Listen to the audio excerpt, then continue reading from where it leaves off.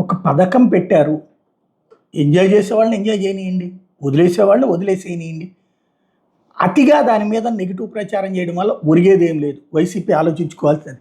పల్లె వెలుగు బస్సులకి వర్తించని స్త్రీ శక్తి అంటూ రాష్ట్ర ప్రభుత్వం ఎంతో ఆర్భాటంగా ప్రకటించిన స్త్రీ శక్తి పథకం శనివారం వైఎస్ఆర్ జిల్లాలోని గండికి వెళ్లే బస్సుల్లో వర్తించకపోవడంపై మహిళలు మండిపడ్డారు. శ్రావణ మాసం 4వ శనివారం సందర్భంగా ఆర్టీసీ అధికారులు కడప నుంచి వేంపల్లి మీదుగా పవిత్రమైన గండి క్షేత్రాన్ని 2 బస్సులను ఏర్పాటు చేశారు.